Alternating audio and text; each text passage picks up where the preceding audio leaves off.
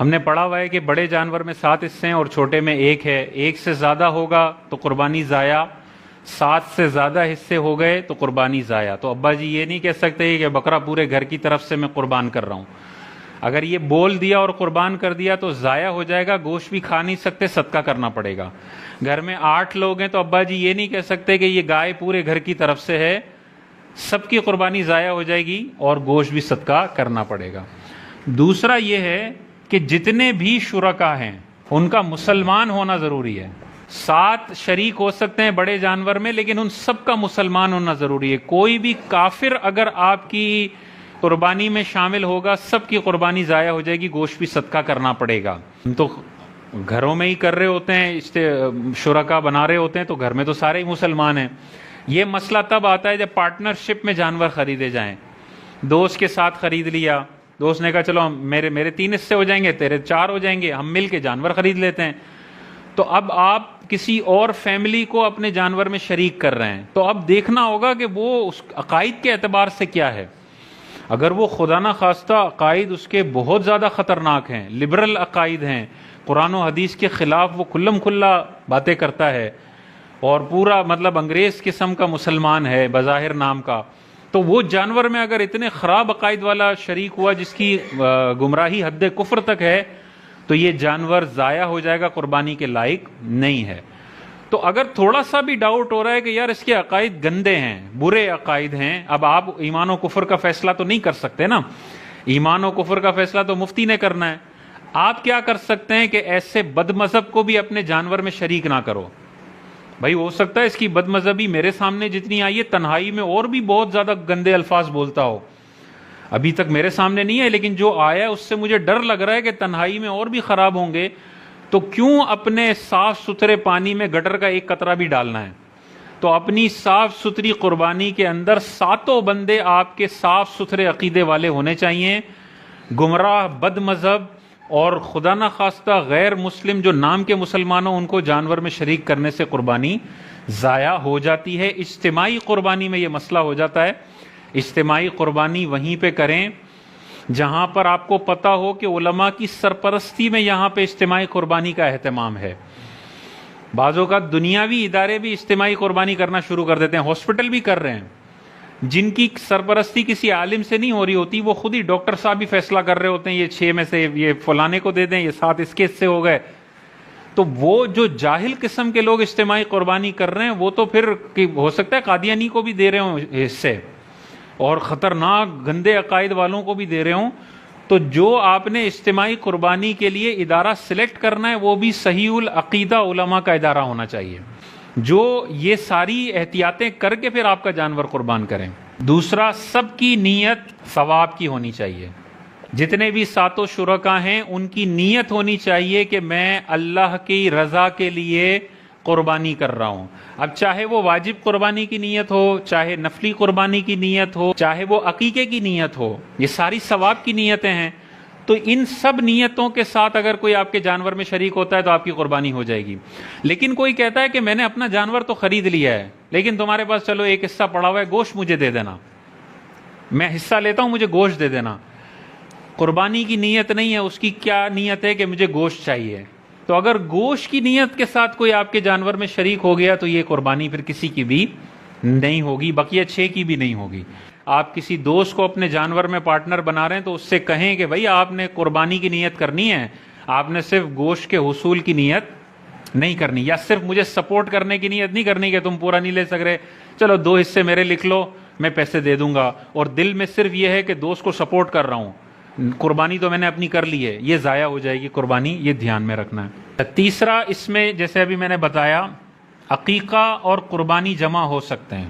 تو آپ اگر بڑے جانور کے اندر 7 حصے ہیں تو آپ اس میں عقیقہ اور قربانی دونوں کو جمع کر سکتے ہیں. ابھی اگر آپ کا بیٹا پیدا ہوا تو بیٹے کی طرف سے 2 بکرے ذبح کرنے ہوتے ہیں. افضل تو یہی ہے کہ 2 بکرے ذبح کریں، لیکن پیسوں کا مسئلہ ہے، افورڈ نہیں کر پا رہے، تو آپ اپنے قربانی کے جانور میں 2 حصے عقیقے کے طور پر رکھ سکتے ہیں. لیکن شرط یہ ہے کہ ٹوٹل نمبر 7 سے پلس نہیں ہونا چاہیے. تو 2 آپ نے عقیقے کے رکھ لیے تو اب 5 باقی ہیں، وہ 5 آپ کسی کی بھی طرف سے قربانی کر سکتے ہیں. اسی طرح اگر مثال کے طور پہ آپ نے بڑا جانور لیا 4 آپ کے گھر میں بندے موجود ہیں اور آپ نے بڑا جانور لے لیا، تو پھر آپ ایک قربانی نبی کریم علیہ الصلوۃ والسلام کی طرف سے بھی کر سکتے ہیں۔ اور یہ حضور علیہ السلام نے حضرت علی کو حکم ارشاد فرمایا تھا کہ تم نے ایک جانور اپنی طرف سے کرنا ہے اور ایک جانور میری طرف سے کرنا ہے۔ حضرت علی ارشاد فرماتے ہیں کہ میں نے ہمیشہ 2 جانور ذبح کیے ہیں، ایک اپنی طرف سے اور ایک نبی کریم علیہ السلام کی طرف سے۔ تو یہ مولا علی کی سنت ہے، حضور علیہ السلام کا حکم ہے۔ تو اگر آپ کے پاس گنجائش ہو تو نبی کریم علیہ السلام کو یہ تحفہ آپ تر و تازہ جانور کی صورت میں پہنچا دیں، اور اگر اتنا افورڈ نہیں کر سکتے اور بڑا جانور لیا اور ایک حصہ ابھی باقی ہے تو وہ حضور علیہ السلام کی طرف سے کر دیں۔ 2 حصے باقی ہیں تو شیخ عبد القادر جیلانی کے ایصال ثواب کے لیے بھی آپ کر سکتے ہیں۔ جانور اللہ کی رضا کے لیے قربان ہوگا، ٹھیک ہے، لیکن اس کا جو ثواب ملے گا وہ ہم تاجدار کائنات کی بارگاہ میں ہدیتاً تحفتاً پہنچا رہے ہیں، یا حضرت شیخ عبد القادر جیلانی کی بارگاہ میں ہدیتاً تحفتاً پہنچا رہے ہیں۔ مرحوم والدین ہیں ان کی طرف سے کر لیں، ان کو ایصال ثواب پہنچ جائے۔ اچھا، یہ جو ہے اگلا گوشت جو ہے وہ وزن سے تقسیم کرنا ضروری ہے۔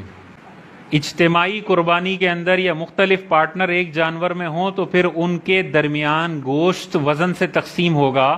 کوئی ایک پارٹنر یہ نہیں کہہ سکتا کہ یار چلو جو مجھے کم آئے گا زیادہ آئے گا میں معاف کرتا ہوں، نہیں، اس کے معاف کرنے سے کچھ نہیں ہوگا۔ شریعت نے لازم کیا ہے کہ جب آپ اجتماعی قربانی کر رہے ہیں یا مکس قربانی کر رہے ہیں تو پھر شرکا میں حصے وزن سے تقسیم ہوں گے۔ اس میں تو حرج ہے، آپ نے کسی پارٹنر کے ساتھ جانور لے لیا، اس کے 3 حصے ہیں، آپ کے 4 ہیں، تو اس کو 3 حصے وزن سے دینے کا بڑا مسئلہ ہے، کیسے وزن کریں گے؟ تو پھر علماء یہ ارشاد فرماتے ہیں کہ آپ 7 حصے کر لیں اپنے اندازے کے حساب سے، اور ہر حصے میں تھوڑی تھوڑی کلیجی ڈال دیں، یعنی گوشت کے علاوہ کوئی اور جنس اس میں شامل کر لیں، کلیجی، پائے، اس طرح کی مغز وغیرہ شامل کر لیں، سب کے اندر کچھ نہ کچھ۔ تو ہوگا یہ کہ ادھر جو گوشت اگر زیادہ چلا گیا ہے تو وہ دوسرے حصے کی کلیجی کے مقابلے میں آ جائے گا۔ جب جنس بدل جاتی ہے تو سود والا مسئلہ وہاں پر نہیں آتا۔ یہ حرام اس لیے ہے کہ جب ہم جنس کا تبادلہ ہو رہا ہو تو دونوں جگہ وزن برابر ہونا چاہیے۔ گندم کو گندم کے بدلے اگر ایکسچینج کیا جا رہا ہے تو ادھر 2 کلو ہے تو ادھر بھی 2 کلو ہونی چاہیے، ادھر 3 کلو ہے ادھر 2 کلو ہے تو یہ 1 کلو سود میں جائے گا، حرام ہوگا۔ لیکن ادھر 2 کلو گندم پلس 1 پاؤ چاول ہیں اور سامنے 3 کلو گندم ہے، اب اس کو چینج کیا جا رہا ہے، اب بالکل حلال ہوگا۔ اگر یہ 1 پاؤ چاول نہ ہوتے تو یہ سودا حرام ہوتا کہ جو 1 کلو اضافی لیا جا رہا ہے یہ سود ہے، ٹھیک ہے۔ لیکن جب میں نے 2 کلو گندم کے ساتھ 1 پاؤ چاول ملا لیے تو اب یہ حلال ہوگا۔ 2 کلو گندم 2 کلو کے بدلے اور 1 پاؤ چاول 1 کلو گندم کے بدلے، اور ان دونوں کی جنس مختلف ہے۔ جب جنس مختلف ہو تو وزن میں کمی بیشی، 10 کلو چاول کو 5 کلو گندم کے بدلے لینا بالکل حلال، لیکن 10 کلو چاول کو 10 کلو چاول کے بدلے اگر چاول کے بدلے لے رہے ہیں تو پھر وزن میں کمی بیشی نہیں ہو سکتی۔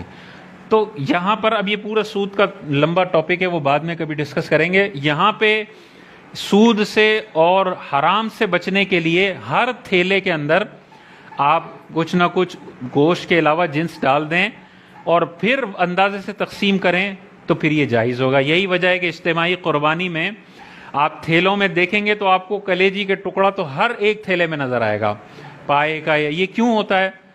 یہ تو ایک تو یہ ہوتا ہے کہ سب میں شیئر کرنی ہے، اور دوسرا یہ ہوتا ہے کہ وزن میں کمی بیشی ہو تو سود والا معنی یا ناجائز والا معنی ادھر نہ پایا جائے۔